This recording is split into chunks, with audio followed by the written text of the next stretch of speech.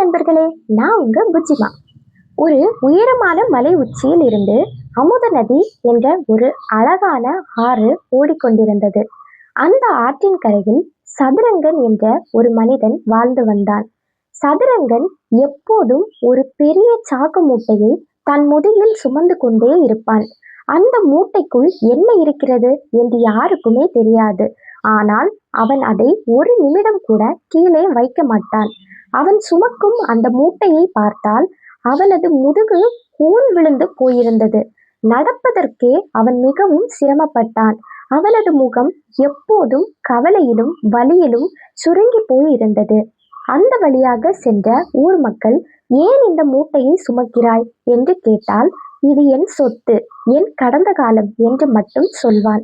உண்மையில் அந்த மூட்டைக்குள் தங்கம் இல்லை, வைரமும் இல்லை, அதில் கற்கள் மட்டுமே இருந்தன. அவன் வாழ்க்கையில் யாராவது அவனை திட்டினால் ஒரு கல், அவனுக்கு தோல்வி கிடைத்தால் ஒரு கல், யாராவது அவமானப்படுத்தினால் ஒரு கல், இப்படி ஒவ்வொரு கசப்பான அனுபவத்தையும் அவன் ஒரு கல்லாக அந்த மூட்டையில் போட்டு சேர்த்து வைத்திருந்தான்.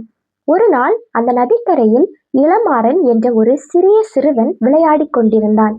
அவன் காகிதத்தில் சிறிய படகுகள் செய்து ஆற்றில் விட்டு கொண்டிருந்தான். அந்த படகுகள் ஆற்றின் வேகத்திற்கு ஏற்ப துள்ளி குதித்து ஓடுவதை பார்த்து அவன் கைதட்டி சிரித்து கொண்டிருந்தான். சதுரங்கன் பார்த்ததோடு அங்கே வந்து அமர்ந்தான். அந்த சிறுவனை பார்த்து, தம்பி, நீ என்ன செய்கிற? படகு எவ்வளவு பலவீனமாக இருக்கிறது. ஒரு சிறிய அலை அடித்தால் கூட அது மூழ்கிவிடும்.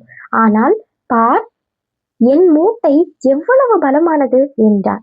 சிறுவன் சிரித்து கொண்டே சொன்னான், ஐயா, என் படகு மூழ்கலாம், ஆனால் அது ஆற்றுடன் பயணம் செய்கிறது. அது எதையும் சுமப்பதில்லை, அதனால் தான் அது இழுக்கிறது. ஆனால் உங்கள் மூட்டை உங்களை இந்த இடத்தை விட்டு நகர விடாமல் தடுத்து கொண்டிருக்கிறதே. சதுரங்கனுக்கு அந்த சிறுவன் சொன்னது புரியவில்லை. உனக்கு தெரியாது தம்பி, இந்த பாரம்தான் எனக்கு அடையாளம். இதை போட்டுவிட்டால் நான் யார் என்று எனக்கே தெரியாது என்றான். அப்போது அந்த நதியோரம் வசித்து வந்த ஒரு முதியவர் இதை கேட்டு கொண்டிருந்தார். முதியவர் சதுரங்கனிடம் வந்து, சதுரங்கா, இந்த நதி எங்கிருந்து வருகிறது என்று உனக்கு தெரியுமா? இது மலையிலிருந்து விழுகிறது. விழும்போது அது கற்களை தன்னோடு கொண்டு வருகிறது. ஆனால் அவற்றை வழியிலேயே விட்டுவிட்டு தண்ணீரை மட்டும் கொண்டு வருகிறது. அதனால்தான் இது இவ்வளவு தூய்மையாக இருக்கிறது என்றார். நீயும் இந்த நதியைப் போல இருக்க வேண்டாமா? உன் மனதில் இருக்கும் கசப்பான கற்களை நீ சுமந்து கொண்டிருப்பதால் உனக்குள் இருக்கும் சந்தோஷம் வற்றி போய்விட்டது. இந்த மூட்டையை ஒரு முறை ஆற்றில் எறிந்து பார் என்றார் அந்த முதியவர். சதுரங்கனுக்கு பயமாக இருந்தது. ஐயோ, இதெல்லாம் நான் வருடக்கணக்காக சேர்த்து வைத்திருக்கிறேன். என் கவலைகள் மட்டும்தான் என் துணை என்றான். முதியவர் அவனிடம் ஒரு சவால் விடுத்தார். சரி, இன்று ஒரு நாள் மட்டும் உன் மூட்டையை இந்த கரையில் வைத்துவிட்டு என்னோடு ஆற்றின் மறுபக்கத்திற்கு நீந்தி வா என்றார்.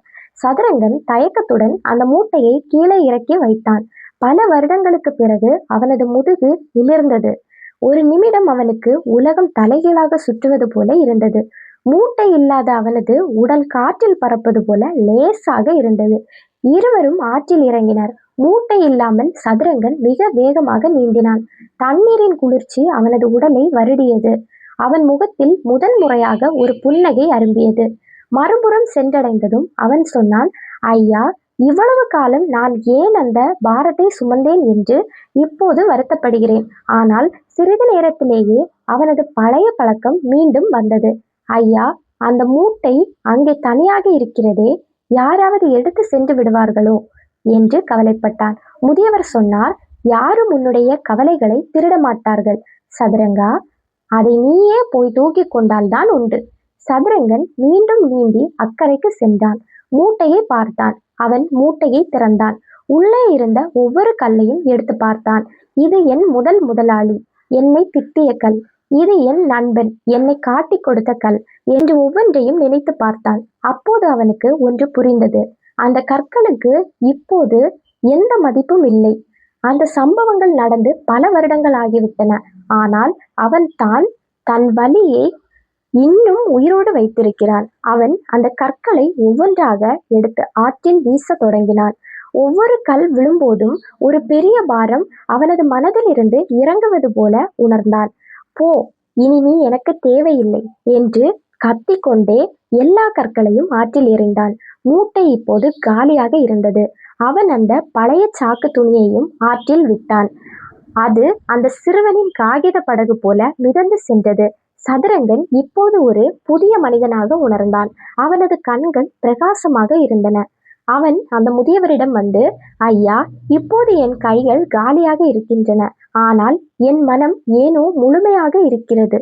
நான் இனி எதை சுமக்க வேண்டும் என்று கேட்டான். முதியவர் சொன்னார், சுமக்காதே தம்பி, நதியைப் போல வாழ். நதி எதையும் பிடித்து வைத்துக் கொள்வதில்லை. அது தாகமாக இருப்பவர்களுக்கு தண்ணீர் தருகிறது, செடிகளுக்கு உயிர் தருகிறது. ஆனால் எதையும் தன்னோடு சேர்த்து கொள்வதில்லை. நீயும் உன் அன்பை மட்டும் கொடு, எதையும் சுமக்காதே என்றார். சதுரங்கன் அன்று முதல் அந்த ஊரில் ஒரு புதிய வாழ்க்கையை தொடங்கினான். அவன் இப்போது மற்றவர்களின் கவலைகளை கேட்டு அவர்களுக்கு ஆறுதல் சொன்னான். அவன் சொல்லும் ஒவ்வொரு வார்த்தையும் மற்றவர்களுக்கு ஒரு மருந்தாக அமைந்தது. அவன் வாழ்க்கையில் மீண்டும் பிரச்சனைகள் வந்தன. யாராவது அவனை திட்டினால் அவன் இப்போது மூட்டையில் கல்லை போடுவதில்லை. மாறாக அதை ஒரு காகித படகாக மாற்றி தன் மனமாகிய ஆற்றில் விட்டுவிட்டான். அது கரைந்து மறைந்து போனது. அந்த காகித படகு செய்த சிறுவன் இப்போது வளர்ந்து பெரியவனாகிவிட்டான். அவன் ஒரு முறை சதுரங்கனை சந்தித்தான். ஐயா, இப்போது உங்கள் முதுகு நேராக இருக்கிறதே, அது எப்படி என்று கேட்டான். சதுரங்கன் சொன்னான், எல்லாம் அந்த ஆற்றுக்குத்தான் தெரியும் தம்பி என்று சிரித்தான். இந்த கதை நம் ஒவ்வொருவருக்கும் ஒரு பெரிய பாடம். நம் மனதில் நாம் சுமக்கும் பாரங்கள் எவை? பழைய பகைகள், ஏமாற்றங்கள், அவன் எனக்கு இதை செய்து விட்டானே என்ற எண்ணங்கள், இவை அனைத்தும் நம் முதுகில் சுமக்கும் கற்கள் தான்.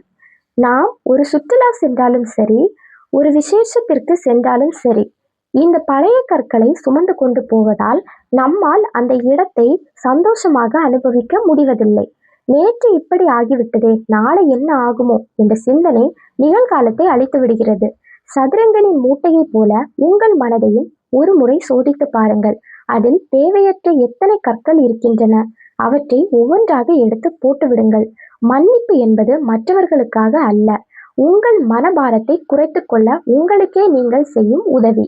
நதி என்பது ஓடிக்கொண்டே இருக்கிறது. அது பழைய தண்ணீரை வைத்துக் கொள்வதில்லை. அதேபோல் நாமும் ஒவ்வொரு நாளையும் ஒரு புதிய நாளாக தொடங்க வேண்டும். நேற்று நடந்த கவலைகளை நேற்றே விட்டுவிட வேண்டும். இன்று இரவு உறங்கும் முன் உங்கள் மனமூட்டையை ஒரு முறை காலி செய்யுங்கள். யாரிடமாவது கோபம் இருந்தால் அதை ஆற்றில் எறியுங்கள். உங்களை நீங்களே வருத்திக் கொள்வதை நிறுத்துங்கள். சதுரங்கன் இப்போது அந்த நதிக்கரையில் ஒரு சிறிய தோட்டம் வைத்திருக்கிறான். அந்த தோட்டத்திற்கு வருகிறவர்களுக்கெல்லாம் அவன் ஒரு காகிதத்தையும் ஒரு பேனாவையும் தருகிறான். உன் கவலைகளை இதில் எழுது, உன் கவலைகளை இதில் எழுது, படகாக மடி, ஆற்றில் விடு என்பான். வாழ்க்கை என்பது ஒரு அழகான பயணம். அதை சுமைகளுடன் கடப்பதை விட சுதந்திரமாக பறந்து கடப்பதுதான் சிறப்பு.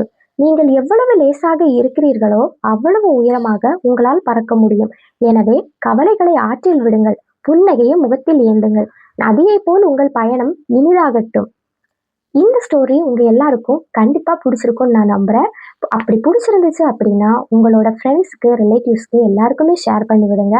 கண்டிப்பா சேனலை சப்ஸ்கிரைப் பண்ணி வச்சுக்கோங்க. அப்போன்னா நான் டெய்லி போடுற எல்லா பார்ட்ஸும் உங்களுக்கு நோட்டிஃபிகேஷனாக வரும். Bye friends.